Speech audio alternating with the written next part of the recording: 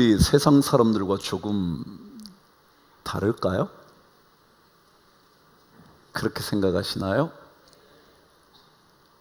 정말 사람들이 볼 때 예수 믿는 사람 좀 달라, 그런 말을 하게 될까요? 아니면 저런 사람 때문에 나 예수 믿기 싫어, 그럴까요? 어떠실까요? 이 모든 평가에도 불구하고 우리 그리스도인들은 세상 사람들과 분명히 다릅니다. 왜냐하면 우리는 하나님의 생명의 구원을 받은 사람이기 때문에 그렇습니다. 우리는 그 점으로 말미암아 반드시 세상과 구별됩니다. 레위기 20장의 말씀을 통해서도 우리를 그분의 소유로 삼기 위하여 그분은 만민 중에서 우리를 구별해 주셨다 말씀하셨습니다. 그렇습니다. 우리는 예수 그리스도의 생명의 구원으로 말미암아 세상 사람과는 다른 인생을 살게 되었습니다.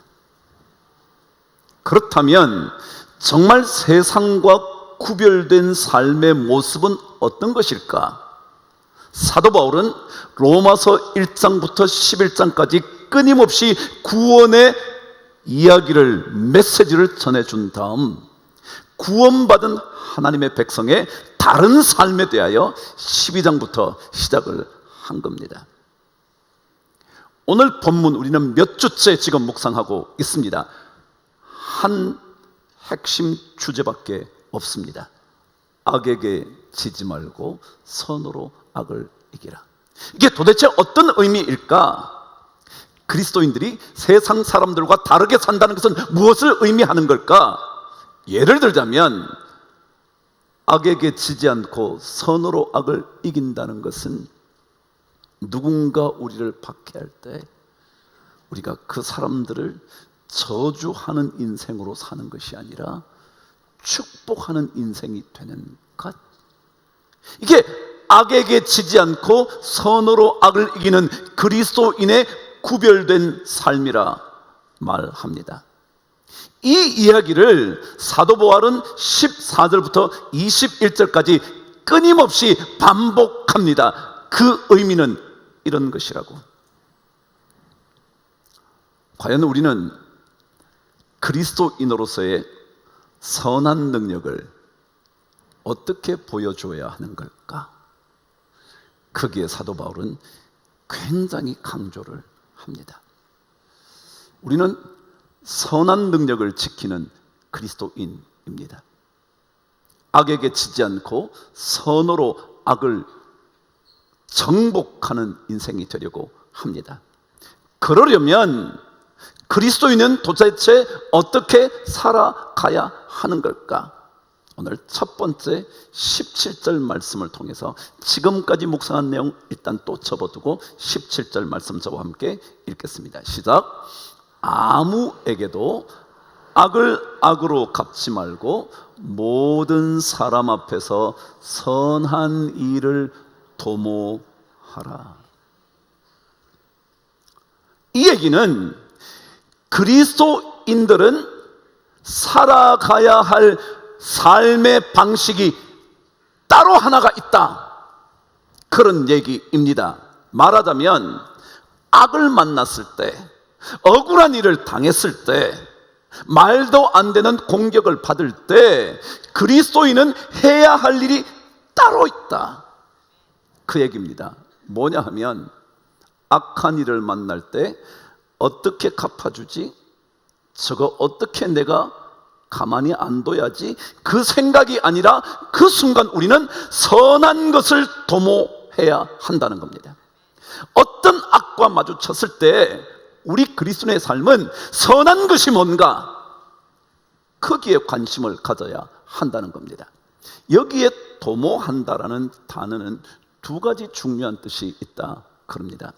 첫 번째가 미리 알아차리다, 다시 한번요, 뭐라고요? 미리 알아차린다. 다시 말하면 악한 일을 만날 때 우리는 미리 뭐가 알아둬야 할 것인지를 생각한다는 거예요. 근데 오늘 성경은 악을 악으로 갚지 말고 모든 사람 앞에서 선한 일을 미리 알아차려라. 악을 만나거든 선한 일이 뭔지 먼저 알아차리려고 애써야 한다. 어떻게 갚아주지? 어떻게 전염을 어떻게 하지? 이런 생각이 아니라 선한 게 뭔가? 어떤 게 더 좋은 일일까? 그것 알아차리려고 하는 게 그리스도인이래요. 그리고 두 번째 도모하다는 뜻이 바로 거기에 마음을 쏟다라는 겁니다. 악한 일을 만나면 선한 게 뭐지? 그것을 알아차리고 난 다음에 거기에 마음을 쏟는 거예요. 우리는 어떻게 악을 갚을까?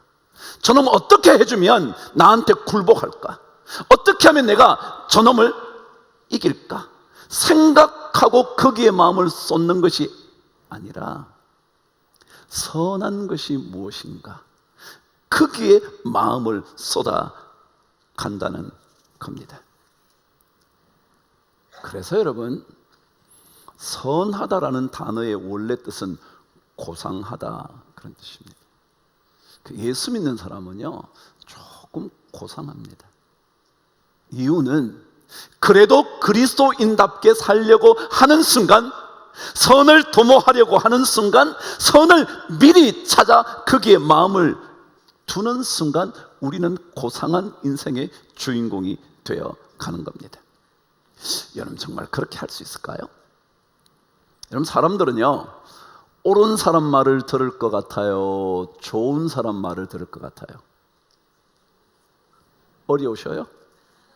매일 올바른 사람 말하는 거 듣기를 좋아하는 것 같으세요? 아니면 좋은 사람의 말을 듣고 싶어 할 것 같아요? 말할 것도 없습니다. 그래요, 옳은 말 하지 않으면 안 되죠. 옳은 말 해야죠. 맞아요.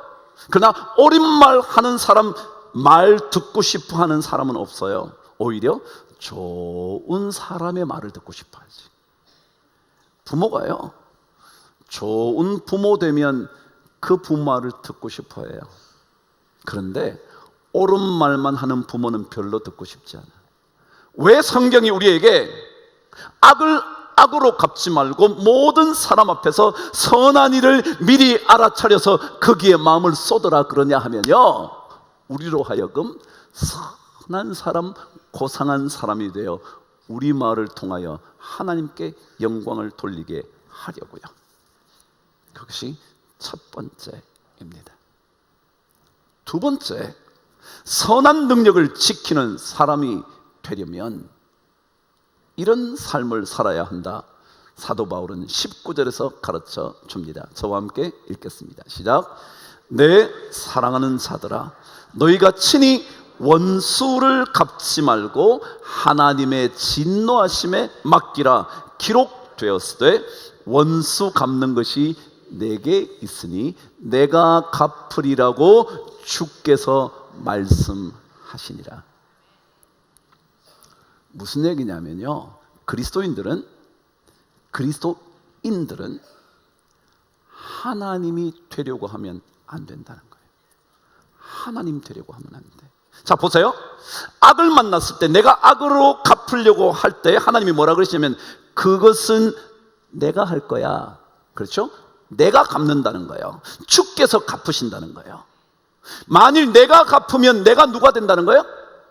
하나님이 된다는 거예요. 사탄은요, 태초부터 우리로 하여금 우리가 뭐 될 수 있다고 유혹한다고요? 하나님 될 수 있어. 너 저거 따먹으면 하나님이 죽는다 그랬다고. Hey, no way. 죽을 리가. 너 그거 먹는 날에는 눈이 밝아져 하나님과 같이 될 거야.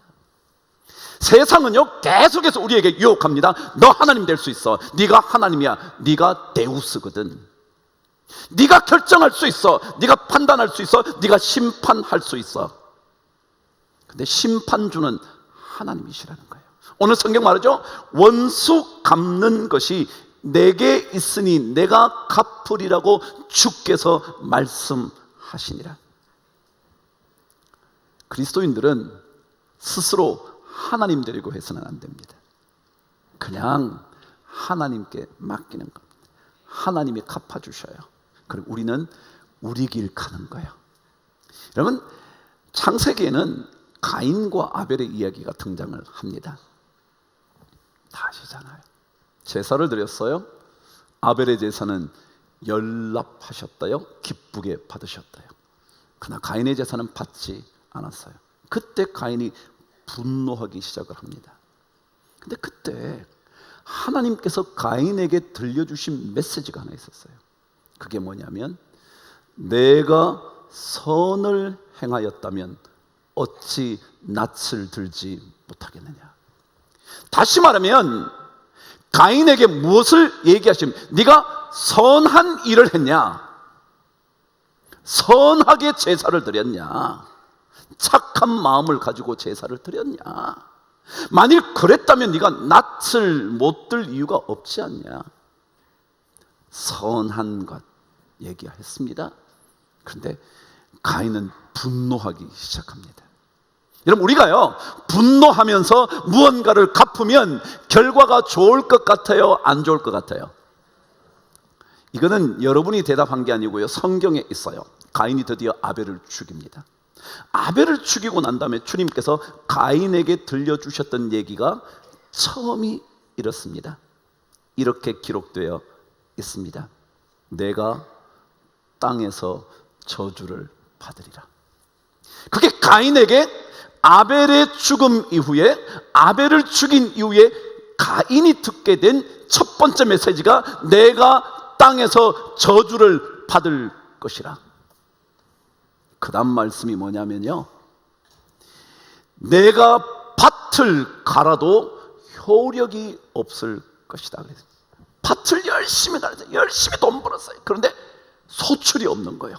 가져오는 게 없는 거예요. 효력이 하나도 없는 거예요. 세 번째 뭐라 그러면, 내가 땅에서 유리하리라. 유리가 뭐냐면 이리저리 떠돌아다니는데, 떠돌이 인생이 된대요. 여기 찾아가도 반겨주는 사람 없어요. 저기 찾아가도 반겨주지 않아요. 첫째 아들을 찾아가도 며느리가, 둘째 아들도 no thank you, 딸도 엄마 싫어, 아빠 싫어. 유리하는 인생이 된다는 거예요. 여러분, 성경은 우리에게 우리의 삶이 고상해지고 복되도록 만들기 위해서 하나님이 말씀하시는 거거든요. 왜 우리로 하여금 악을 악으로 갚지 말라 그러냐 하면, 선을 도모하라 그러냐 하면, 원수를 갚지 말고 하나님께 맡기라 그러냐 하면, 우리 인생이 악을 악으로 갚는 순간 우리는 하나님처럼 되는 교만에 빠져 가장 큰 저주의 인생을 살게 되거든요. 그래서 그냥 우리는 하나님께 맡겨. 싸워봐야 우리 인생에 악밖에 더 남겠어요, 여러분? 싸우면요, 결국 두 사람 다 악만 남아. 악에 바치는 거예요. 그래서 성경은 원수 갚는 일은 내게 있어, 내게 맡겨 라고 말씀하심으로 우리로 하여금 하나님 되려고 하지 않도록 하나님께서 말씀하시는 거예요. 여러분, 세상의 유혹에 절대 빠지면 안 돼요. 너 하나님이야, 네가 판단해, 네가 심판해, 네가 심판하면 되잖아, 네가 잘했으니까, 네가 더 잘했잖아, 저 사람보다 네가 의롭잖아. 그래서 우리로 하여금 자꾸 심판자가 되게 만드는 거예요. 자식을 심판하고 남편을 심판하고 아내를 심판하게. 그렇게 여러분 주변을 자꾸 심판해. 네가 뭐 장로야? 네가 권사야? 그러고도 네가 장로가 됐다고? 계속 심판하게 만드는 거예요. 왜? 자기가 하나님 자리에 있게 되는 거죠. 결론이에요. 오늘 성경은 우리에게 마지막 한 메시지를 우리에게 들려줍니다. 그리스도인이라면 선한 능력을 지키는 것이 어떤 것인지를 20절에서 우리에게 이렇게 가르쳐 줍니다. 읽으실까요? 시작.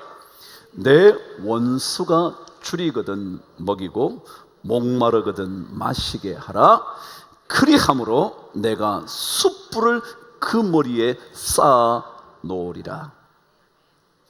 뭔 말이냐 하면요, 말도 안 되는 일 해봐, 그런 얘기예요. 쉽게 말하면 절대 할 수 없는 일을 해보라. 이게 그리스도인이 선한 능력을 지키는 방법이에요. 혹은 절대 하고 싶지 않은 일을 해보는 거예요. 무슨 원수한테 먹여요? 제가 미쳤어요? 제가 정신 나갔어요? 왜 제가 원수한테 먹여요? 제가 왜 원수한테 마시게 해요?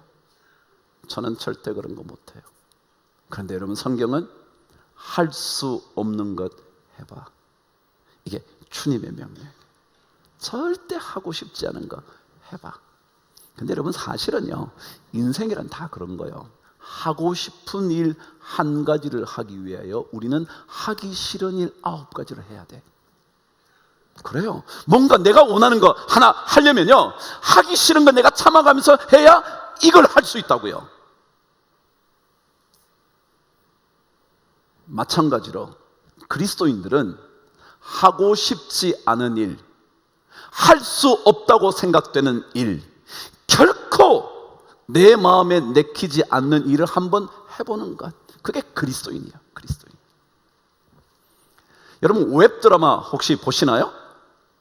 근데 거기에 소년시대라는 웹드라마가 있다 그러네요. 혹시 한번 보셔요. 저는 뭐 볼 것까지 없어, 벌써 내용 다 알기 때문에 뭐. 근데 그 웹드라마 소년시대의 주인공은 병태라는 고등학생이랍니다. 이 웹드라마는 학교 폭력에 관한 이야기, 학폭의 이야기를 담은 드라마라 그러네요.